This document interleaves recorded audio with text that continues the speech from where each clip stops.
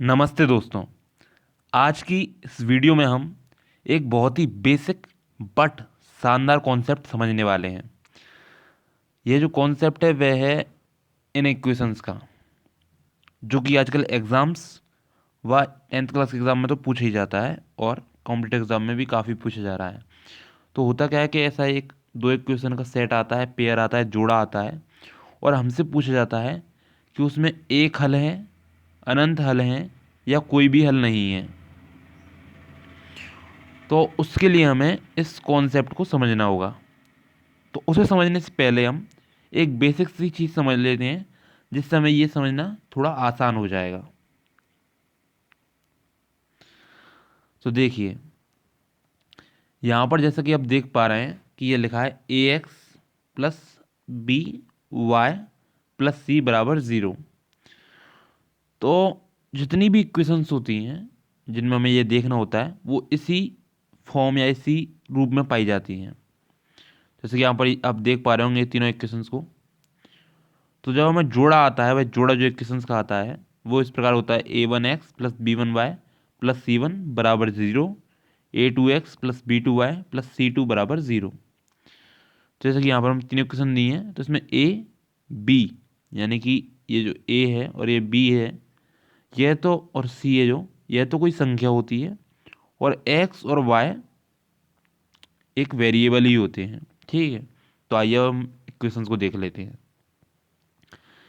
इस इक्वेशन में 4a है, 3b है और 2c है। इस इक्वेशन में 9 तो a है, लेकिन जो यहाँ पर 4 नहीं, -4, इसका माइनस b जाएगा। -4 यहाँ पर b है क्योंकि यहाँ पर प्लस का साइन लगा है। और यहाँ पर 2c है। इस इक्वेशन में -7 या -7 जो है वह a है, 3 जो है b है और -5 c है। तो यह तो हम समझ गए कि किसी भी इक्वेशन में से हम ए बी और सी पता कर सकते हैं। ठीक है, तो आइए वापस लौटते हैं अपने कॉन्सेप्ट की ओर। तो अब कॉन्सेप्ट ये कहता है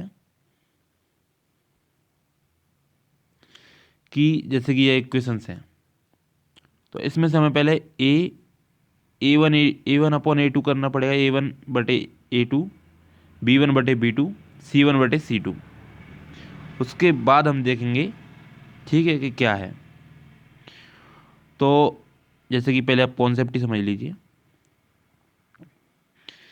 कि ए वन बटे ए टू और बी वन बटे बी टू जब इक्वल नहीं होते हैं तो वो तो होता है वन सॉल्यूशन, यानी कि उसमें एक हल होता है।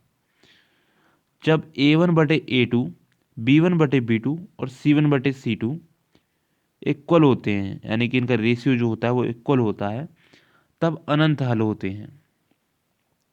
और जब a1/a2 तो b1/b2 का इक्वल होता है, लेकिन c1/c2 जो है वो b1/b2 का इक्वल नहीं होता है। ठीक है, तो आप जैसे क्वेश्चन में चेक करेंगे तो वो कैसे करेंगे कि आप पहले तो कोई भी इक्वेशन होगी उसका a1/a2 निकाल लेंगे, b1/b2 निकाल लेंगे। अगर वो दोनों इक्वल आ रहे हैं तो ये तो नहीं होगा, क्योंकि इक्वल इन दोनों में ये a1/a2 और b1/b2। और उसके बाद अगर b1/b2 और c1/c2 इक्वल आता है तो अनंत हल है, और नहीं आता है तो कोई भी हल नहीं है। ठीक है, यानी कि जब इसका अब यहाँ पर ये तो हो गया अलजेब्रिक रिप्रेजेंटेशन इंटरप्रिटेशन। ठीक है, एक हल, अनंत हल और कोई भी हल नहीं। इसके अलावा जो दूसरा एक और चीज़ आती है यहाँ पर पूछी, वो ये है कि अगर आप इस इक्वेशन को ग्राफ में रिप्रेजेंट करें तो क्या होगा। तो जैसे कि पहली जो इक्वेशन है इंटरसेक्टिंग लाइंस वाली, इसमें जो लाइंस होंगी इन इक्वेशंस की वो ऐसे हो जाएंगी जैसे दो एक लाइन इंटरसेक्ट कर जाएंगी किसी एक पॉइंट पर। ठीक है, जो दूसरी इक्वेशन होगी मतलब दूसरी प्रकार की यहाँ वाली, उसमें जो होगा कोइंसिडेंट लाइन, यानी कि एक लाइन जा रही है इसमें अनंत हल होंगे, उसमें एक लाइन के ऊपर ही दूसरी लाइन पूरी चली जाएगी। ठीक है, और जो नो सॉल्यूशन है उसमें लाइंस जो होंगी वो एक दूसरे के बिल्कुल पैरेलल होंगी, जो कहीं पर भी मिलने नहीं वाली, इसलिए एक भी हल नहीं होगा। तो यहाँ पर आप ये पूरा कॉन्सेप्ट तो आपने समझ लिया है। इसके बाद जो आपका जो चीज़ आती है वो ये है कि इन इक्वेशंस को कैसे एक बार एग्जाम्पल के रूप में देख लिया जाए। तो सबसे पहली इक्वेशन है एक्स माइनस 2y बराबर 0, 3x प्लस 4y माइनस 20 बराबर 0। तो इस इक्वेशन में सबसे पहले हम a1 a2 निकालेंगे। a1 है 1, a2 है 3, 1/3 लिख दिया हमने। यहाँ पर -2 जो हमारा वो है b2, और 4 जो है वो है हमारा, सॉरी, -2 था b1 और 4 है b2। यहाँ पर 0 कुछ भी नहीं दिया अगर c के रूप में तो वो 0 है, तो 0 लिया और यहाँ पर -20 लिया। अब देखा हमने a1/a2 ही b1/b2 के इक्वल नहीं है, तो ये हमारा हो गया क्या, वन सॉल्यूशन। ठीक है, यानी कि इसमें लाइन इंटरसेक्ट करेंगी, वन सॉल्यूशन। ठीक है, इसका दूसरा इक्वेशन आता है। यहाँ पर हमने देखा 2/4, 3/6 और -9/18।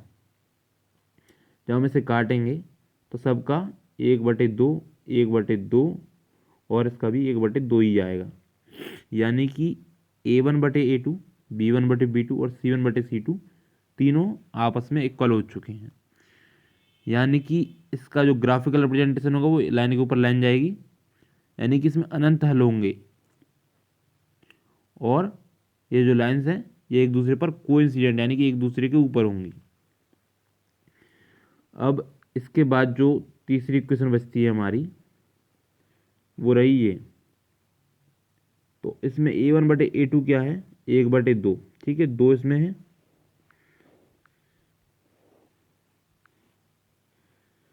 2 इसमें है और 1 इसमें है।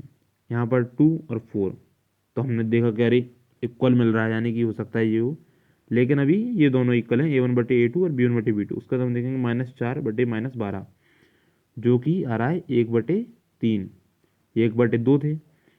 तो b1/b2 doesn't equal to c1/c2। तो यहाँ से हमें समझ में आता है कि ये जो लाइंस होंगी वो पैरेलल होंगी और इसमें कोई भी हल नहीं निकलेगा।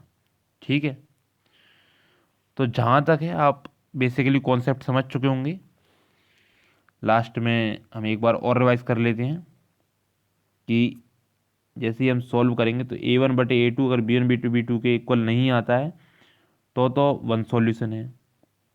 अगर इक्वल आता है तो फिर ये दो कंडीशन आ जाती हैं। तो हमें देखना होगा b1/b2 c1/c2 के इक्वल है तो अनंत हल है, और नहीं है तो पैरेलल या नो सॉल्यूशन है। इसके बाद आती है ये चीज़ जिसका ग्राफिकल रिप्रेजेंटेशन है, उसमें आप यहाँ पर देख पा रहे हैं जैसे कि एक वर्ड और आता है इनकंसिस्टेंट, कंसिस्टेंट और इंडिपेंडेंट और डिपेंडेंट। तो ये क्या है, तो इसके लिए मैं आपको ये चीज़ समझाना चाहूँगा कि जब पैरेलल हैं तो क्या था, नो सॉल्यूशन। यानी कि इनकंसिस्टेंट का मतलब होता है कि अगर एक इक्वेशन सच है तो दूसरी इक्वेशन गारंटेड गलत होगी। यानी कि एक इक्वेशन में आपने एक्स की और वाई की वैल्यू कुछ पुट करके अपना वो ले आए 0, लेकिन अगली इक्वेशन में गारंटेड एक्स और वाई वो पुट करने से 0 नहीं आएगा। ठीक है, इसलिए इससे इनकंसिस्टेंट बोलते हैं। दूसरा है कंसिस्टेंट। अगर आप इनमें एक्स और वाई पुट करके, मतलब एक्स और वाई का अगर सॉल्यूशन निकालोगे तो निकलेगा, दोनों इक्वेशन में मतलब वो सेम आ सकता है, क्योंकि इसमें एक जगह पे इंटरसेक्ट हो रहा है, इसमें तो पूरी लाइन इंटरसेक्ट हो रही है। तो यहाँ पर एक कंडीशन है एक्स और वाई का जब आंसर मिलेगा, ठीक है, दोनों इक्वेशन में एक्स और वाई की वैल्यू सेम होगी और इसमें तो अनंत होंगे। अब आती है बात इंडिपेंडेंट और डिपेंडेंट की। इनकंसिस्टेंट को हिंदी में बोलते हैं असंगत और कंसिस्टेंट को बोलते हैं संगत। इंडिपेंडेंट और डिपेंडेंट जो है, डिपेंडेंट को बोलते हैं आश्रित और इंडिपेंडेंट को बोलते हैं अनाश्रित। ठीक है, तो आश्रित क्या होता है कि इसमें तो एक्स की वैल्यू आप कुछ भी रखोगे, जैसे कि आपने एक्स की वैल्यू रख दी 1, मतलब आपको पता है ना कि इक्वेशन में अनंत हल है, तो एक्स की वैल्यू अगर आप 1 रखते हो तो वाई की वैल्यू खुद निकलेगी 2, और क्योंकि 1 और 2 अगर इस इक्वेशन में है तो उस इक्वेशन में भी होंगी क्योंकि अनंत हल है। यानी कि जो y की वैल्यू है वो x पर डिपेंडेंट करती है। अगर अपन x की वैल्यू मान रहे हैं और अगर x की वैल्यू y की वैल्यू मान रहे हैं तो x पे एक्स की वैल्यू जो है वो वाई पे डिपेंडेंट है, आश्रित है, ठीक है। लेकिन इस इक्वेशन में ऐसा नहीं है, क्योंकि इस इक्वेशन में एक सिंगल पॉइंट पे वो मिल रहे हैं। तो ये नहीं कह सकते हम कि हमने एक्स की वैल्यू रखी तो वाई की वैल्यू आ जाएगी, हमें दोनों की वैल्यू निकालनी पड़ेगी और वो भी एग्जैक्ट ही आएगी, क्योंकि एक पॉइंट में मीट हो रहे हैं, इसमें अनंत पे हैं, इसीलिए यह डिपेंडेंट है। सीधी सी आप ये बात समझ सकते हैं, यह हिंदी में भी लिखा हुआ है वही सब चीज़, कि ये हमारा कॉन्सेप्ट है, ये वो कोइंसिडेंट लाइंस यानी कि संपाती रेखाएं, यहाँ पर समांतर यानी कि पैरेलल लाइंस, प्रतिच्छेद करती हुई रेखाएं यानी कि इंटरसेक्ट करेंगी। यहाँ पर केवल एक हल है, इसमें अनंत हल हैं और इसमें कोई भी हल नहीं है। तो ये तो हो गए हमारे बेसिक सी बात है। उसके बाद जो इंडिपेंडेंट और डिपेंडेंट वाली बात है उसको भी अगर आप यहाँ पर नोट करना चाहें तो एक हल वाले में जो ये एक हल और अनंत हल वाले, पहली बात तो ये दोनों क्या हैं, संगत, ठीक है, यानी कि कंसिस्टेंट, और ये है इनकंसिस्टेंट, ठीक है, यानी कि असंगत। यानी कि इनमें अगर एक इक्वेशन सही है, एक इक्वेशन की वैल्यू अगर आप कुछ रख के मतलब एक्स और वाई की वैल्यू कुछ रख के सही ले आते हो तो दूसरी इक्वेशन है वो गारंटेड गलत होगी।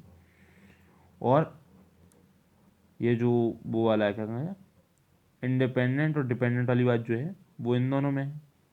तो इसमें तो डिपेंडेंट है, अगर एक्स की वैल्यू आप कुछ रखते हो तो वाई की वैल्यू कुछ भी आएगी और वो ही इन दोनों में भी आ जाएगी। लेकिन